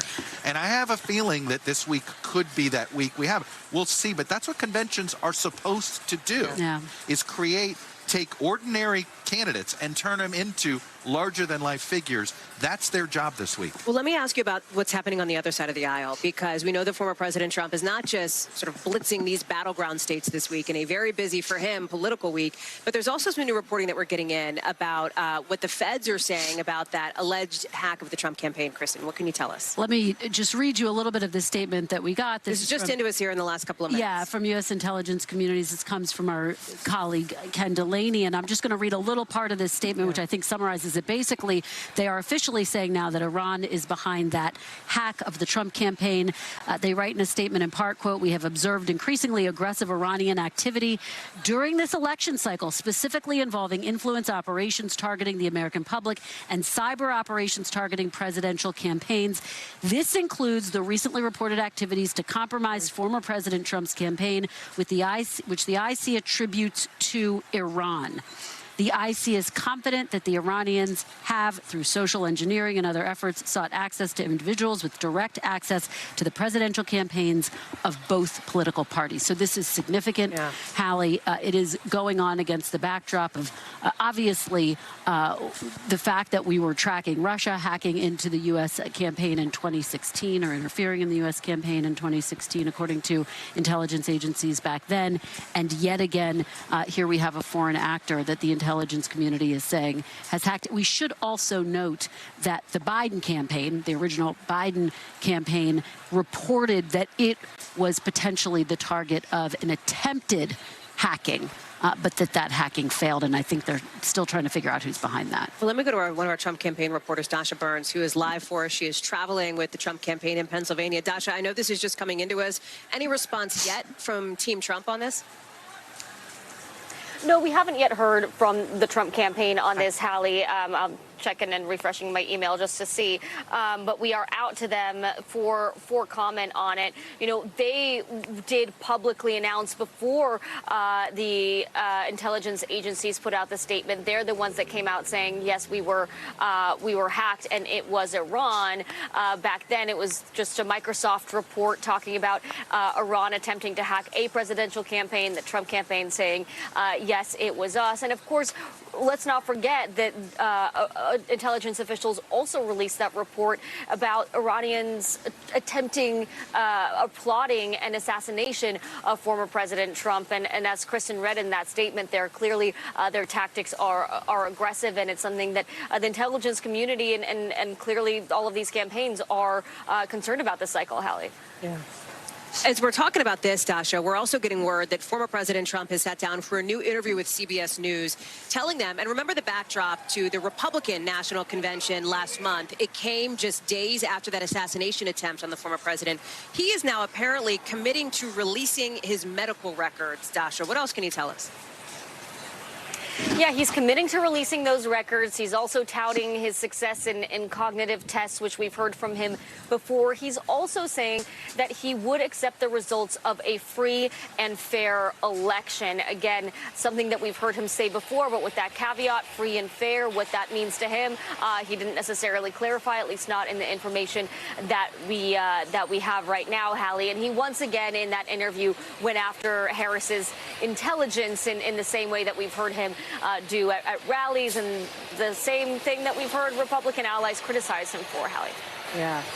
We'll talk more about that, because somebody who I think you could absolutely categorize in the ally category is Republican Senator Lindsey Graham, who told our Kristen Welker, who's sitting next to me here on set just yesterday, I think it was, that he believes Donald Trump is not going to win this election if he continues that, rather than focusing on what they see as policy issues, what they see as Kamala Harris's, in their view, too liberal record. Dasha. Yeah, well, Hallie, this whole week, his campaign has seemingly very deliberately set up these events with specific sets, almost, with backdrops, like today at this manufacturing plant behind me here, to really focus those events on the issues. And so today, I will say he spoke for just under an hour, 50 minutes or so, and for the most part, did stick to the script. He focused on issues like manufacturing, like inflation, like energy production, and a couple of times went off teleprompter and did once again attack Harris for her laugh. Also went after Harris's father. So not completely without those personal attacks, but a real focus on the issues. He's also heading to the border later this week in Arizona, where he'll be focusing on immigration, another issue where the campaign believes they have an edge when it comes to his opponent. Dasha Burns in the Key Swing State of Pennsylvania. Thank you. It's fascinating to me. The Trump campaign, it keeps throwing spaghetti at the wall, trying to figure out Harris. Yeah. The latest is that she's running for Biden's second term. You're like, if you're trying to say she's to the left of Joe Biden, then you wouldn't necessarily say that. They're really struggling here. It's interesting, but I will say he is going through the same almost weird denial that Hillary Clinton did against him. Hillary Clinton never thought he was worthy, never thought you should take his policy seriously. Almost in deplorables is always the great shorthand for her sort of being a bit dismissive of the voters, of his backers, and by condescending, the way. and condescending about him. And he's now doing that same thing to her. I think it's a real turnoff to the swing voters who are actually sitting there going, you know, there are people that are vacillating. And I think just like Hillary didn't fully appreciate that she was actually turning off some voters with her personal disdain for him. He has a personal disdain for this, and the more it shows, the less becoming it is. If we could rewind for 1 second, I go back to my I love a sourcing. rewind. Let's rewind. Take us in back. 2020, my Trump sources at the time said to me, the candidate he fears most when he was watching the Democratic primary was Kamala Harris. Because he does not know how to go on the attack against her. And we are seeing that play out in many ways in real time right now. Boy, from the archives, that was a good pull. He loved, remember, he loved the announcement. He was obsessed with her announcement. She had the best announcement. He goes, look, she had the biggest crowd. It was snowing. That's what it was. She had the biggest crowd. Man, everything old is new again, it seems. Chuck Todd, Kristen Welker, great to have you both. Thank you both very much. More of this to come. How about we do this every night Let's for the do rest it. of the week? 3 more times. All right, very good. Thank you both. We got a lot more coverage of the DNC live from Chicago as we wait for that call to order sometime in the next couple of minutes, we believe. And there's also something that hasn't happened before, at least at a DNC, special access for content creators. We're getting into all of it coming up right after the break. Stay with us here. Our special coverage on News Now continues.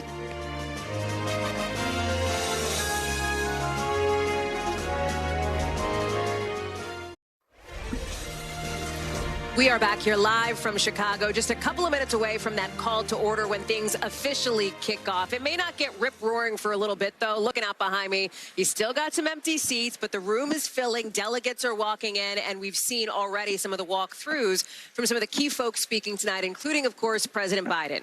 He's not the only one. There are political A-listers here, but Hollywood A-listers as well, with a whole bunch of celebrities, including Kerry Washington, Mindy Kaling, Julia Louis-Dreyfus, you've got Tony Goldwyn, some of those set to act as almost like MCs, if you will, hosts of the evening, as we're seeing social media used so much more than ever before in this election on both sides of the aisle. You've got the DNC announcing its first ever creator platform where these influencers, content creators are going to have their own space to cover the convention, just like a major network.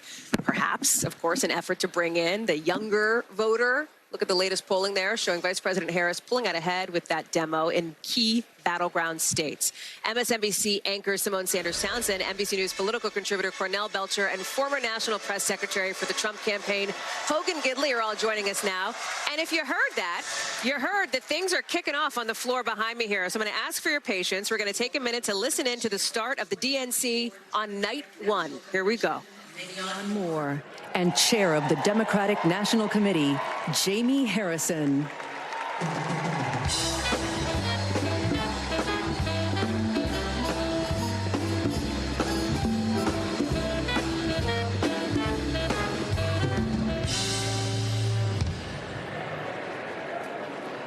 Hello, everyone.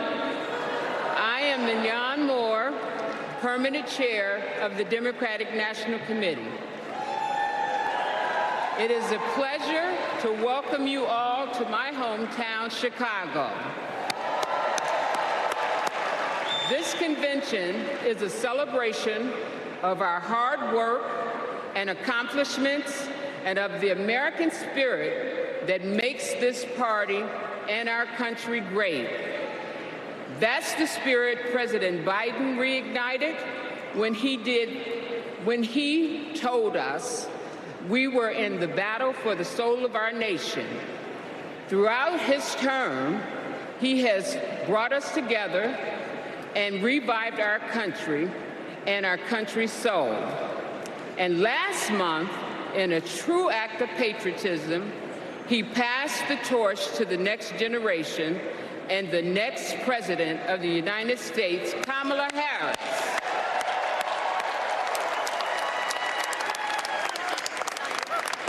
As convention chair, I may appoint officers to assist in the conduct of our proceedings.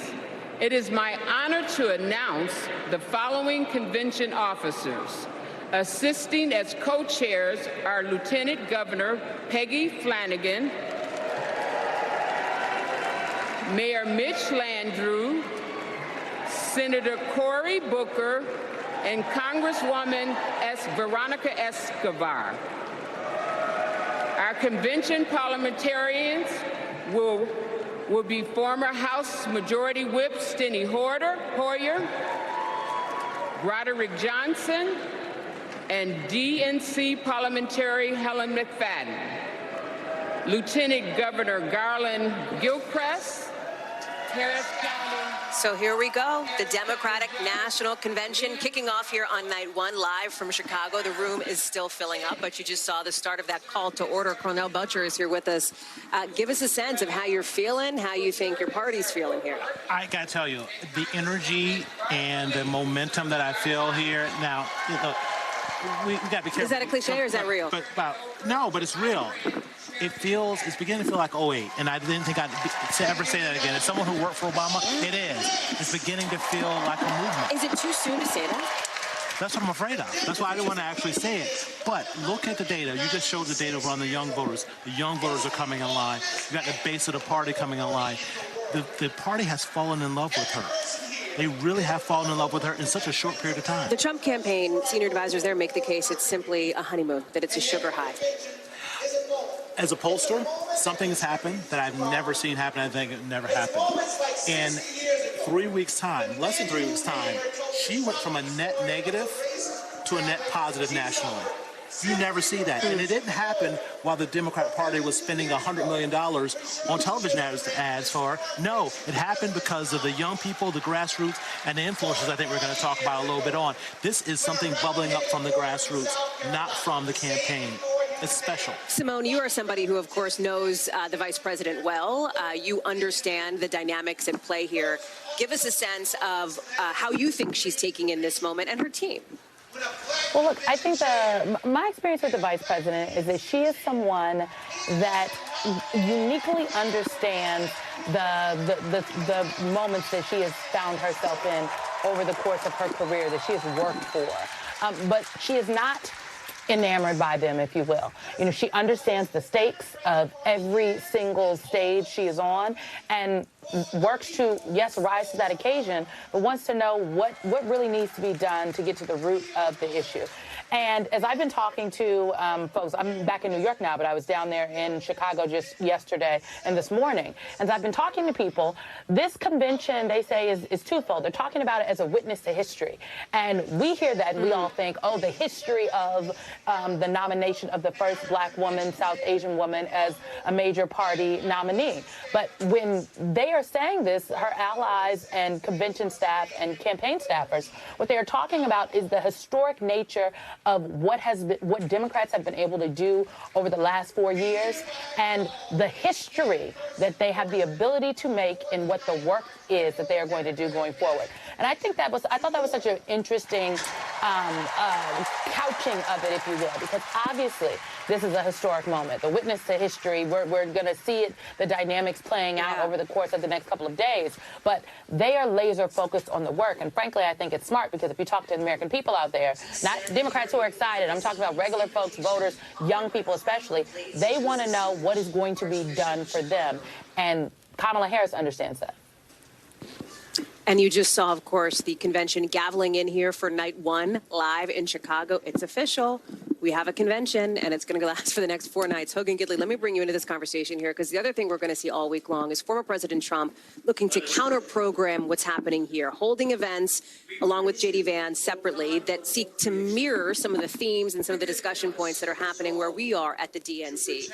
And yet, when you look at the polling, Kamala Harris, as we know, over the course of the last 48 hours, some of these new numbers out show she is gaining ground on him, both in key swing states and nationally.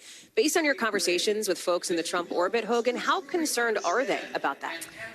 Not too worried right now. I think Simone hit on something that the Trump administration, or excuse me, the Trump campaign is going to try and push back on, which is Simone said Kamala Harris is going to be focused on what she can do for the American people. Donald Trump and Republicans are going to be focused on what Kamala Harris is already done to the American people. When you see high prices for gas and for groceries, when you see a wide open southern border, it's going to be interesting to watch her go on that stage and try and make the point that she understands that the American people are suffering, and then try to pretend as though she had nothing to do with it, or she didn't have a seat of power for the last 4 years from which to try and fix something for the American people. On top of that, you're telling me you've got solutions to these problems, and you're going to let the people suffer for the next 5 months until you get elected? It's a weird place for her to be in, and while the Democrats are going to have a great convention, I'm most certain, because all these things are so scripted, after this is over, it's going to get down to the nuts and bolts, the blocking and tackling, what you have to do on the ground to win elections, but the messaging war will begin in earnest. You will now see who Kamala Harris is, and it's incumbent upon Donald Trump and his team to say she's more radical than Joe Biden and less likable, and talk about it every single day. So, Hogan, you and I have talked about this before, because you talk about the messaging that has to happen, in your view, and we've heard this from other Trump allies as well. Messaging comes from the candidate, and the message that you're talking about, that others like Lindsey Graham are talking about, that's not the message Donald Trump is delivering. Is he capable of pivoting to that?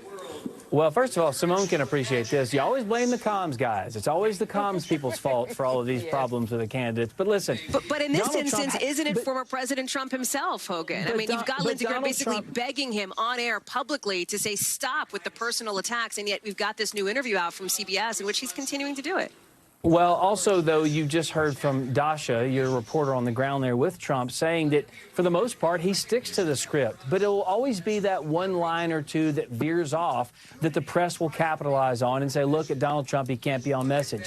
He's talking about the issues that matter to the American people, no question. But I also understand the campaign has some tricks up its sleeve as well. In the coming days and weeks, you're going to see a few little things they're going to do to really hone in and focus on the issues that matter to the people.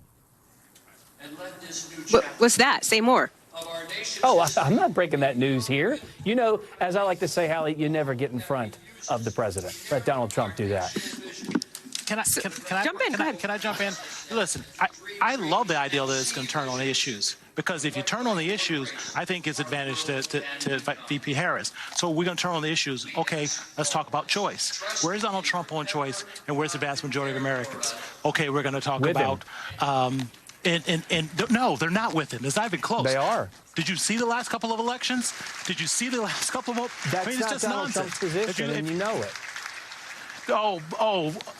He's way more moderate and in tune with the mainstream than the left is. No At any rate, so on the issues, I love the conversation on the issues. Okay, on the environment, are Americans for more fossil fuel, or are they for sort of moving towards renewable energy? I love this debate on the issues, and I'm sure VP Harris would also. Well, let me just jump in here, because Simone, I got to ask you this question, because as we've seen former President Trump do a series of interviews, that has not been the case, of course, for Kamala Harris since she got the presidential nomination here. If you were advising her now, Simone, what would you be telling her to do from that, and not to get navel-gazing, but from that media interview perspective? Would you be telling her to get out there ASAP?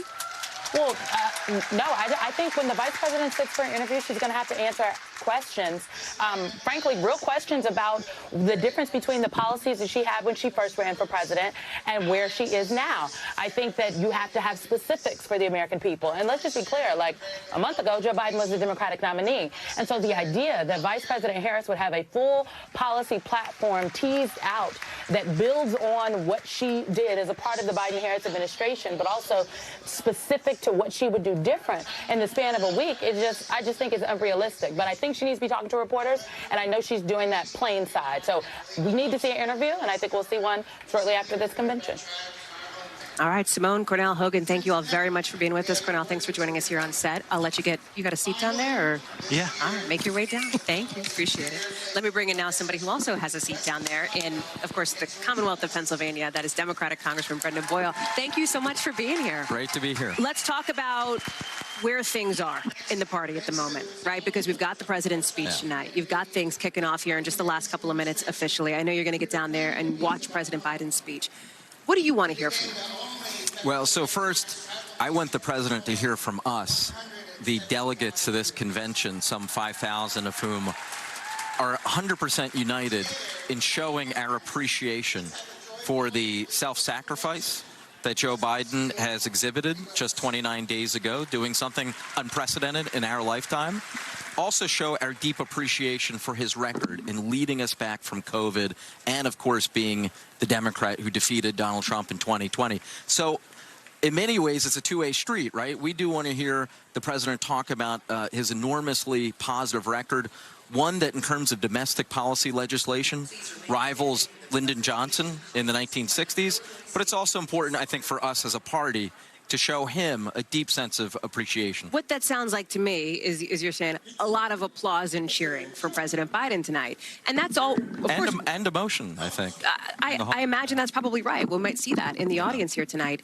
Is that a sort of rainbow and puppies look at this? Because there is still a needle for the president to thread. A month ago, you know this, Congressman, he didn't want to step out of this race 6 weeks ago. He was telling our own Lester Holt that he was in it. He was talking about getting out and campaigning on the road, of course, days later, and then he dropped out of this race. So there is an element, I think, of some concern on that front. Do you feel that at all, or do you think that's... I think from the moment early Sunday afternoon 4 weeks ago, the president issued that extraordinary statement, a lot of that went away. And really what you will see tonight is a deep sense of gratitude for Joe Biden, what he's done as president, but indeed what he's done over a half-century of a career. And then over the course of the week, you'll have a pivot. The same way you had with Reagan and Bush in 1988, the same way you had with previous conventions where other vice presidents have been running to succeed a president. After tonight, it becomes more Kamala Harris's convention. You know the Democratic Party well. Is this the most united you've seen them in a long time? Is that overstating it? Democrats in array. With the famous line, of course, by Will Rogers was, "I'm not a member of an organized political party, I'm a Democrat." It's time to retire that line because this has been a party of enormous unity. It's also been a party that right now is very enthusiastic. They see, as I see, a path to victory in November. So there's a lot of palpable excitement here in Chicago, and I felt it from the moment I arrived last night. That path to victory runs through a state that you and I know well, of course, and that is Pennsylvania. It is going to be critical here. There was some discussion and some conversation when the vice president was selecting her own running mate about Governor Shapiro and whether he should take that role. He obviously did not. He was not chosen. He was not selected. How much of an impact do you think that has in PA, and how do you see the governor being a part of this campaign? So first, let me say, and I have a feeling you won't disagree necessarily on this, Pennsylvania is the most important battleground state in this election. 19 electoral votes. There is no other battleground state that comes close to our size. I also think it's the one that tends to be the most in play. Donald Trump won it by 0.5 percentage point in 2016. Biden won it by 1 point in 2020. That was decisive in both races. Now, in terms of the vice presidential select, Kamala Harris hit it out of the park by picking Tim Walz. And don't get me wrong, Josh Shapiro would have brought a lot of great things to the ticket as well. But you've seen an opinion poll after opinion poll, I've counted up 11 now, where Tim Walz's popularity is almost 2-1 over his unfavorable rating.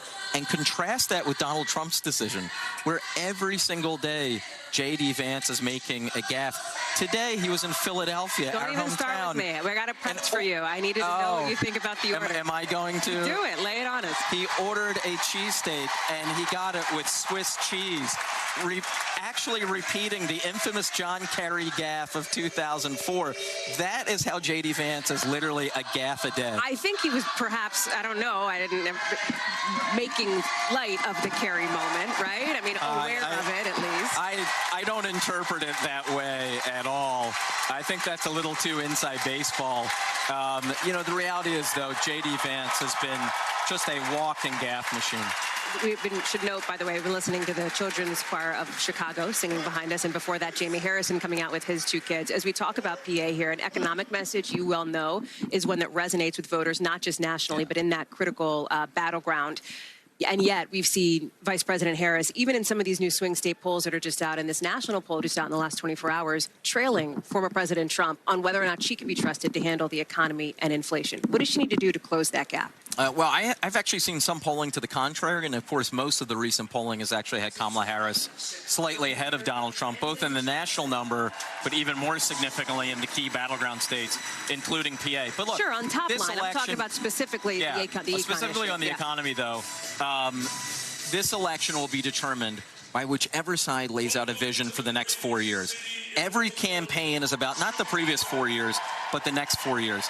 And I like the fact that this is a ticket that's going to be talking about concrete, meat and potatoes, economic issues, versus Donald Trump, who is talking about God knows what, basically anything except for the economy. Congressman, it's good to have you on. I know you got a busy week ahead of you. I would be remiss if I didn't ask you how you think the Eagles are going to look this season. What's your prediction? Well, first, we're going to be busy this fall. In October, we'll be watching Phillies playoff baseball well into the World Series. I'm looking for wood to knock as I'm saying this, and I think the Eagles will be doing well. But football injuries, as you know, make have an outsized role. But I feel good about them. Thank you for channeling your inner ESPN for us here on NBC. Congressman, thank you very much. I'm a role player. I can play shortstop and play first base. Good to see you. Appreciate it. We got a lot more to get to here with our live coverage of the DNC from Chicago Night 1. It is officially in play as we speak. Of course, outside the convention hall, you're looking at this scene moments ago. Some of those demonstrations. We're going to get a check on what's happening there in just a sec as we continue our special coverage right here on NBC News Now.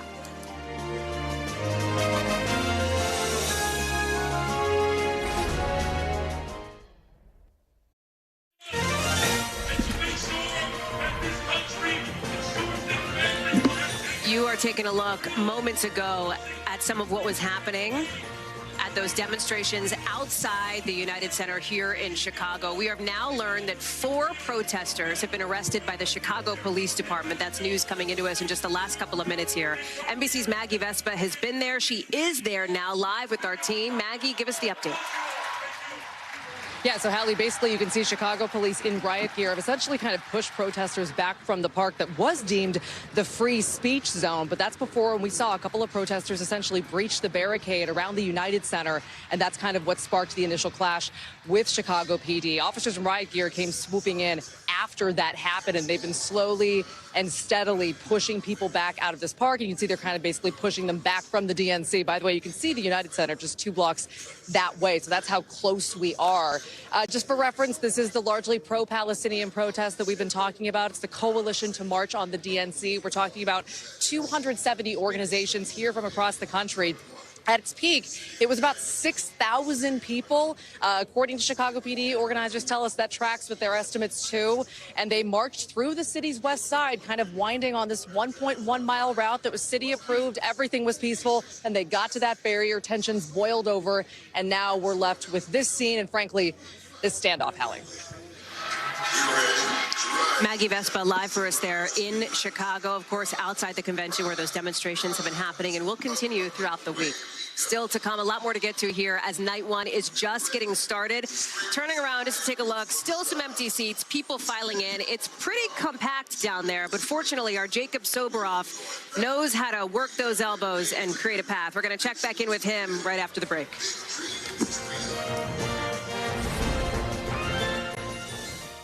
Thanks for watching. Stay updated about breaking news and top stories on the NBC News app or follow us on social media.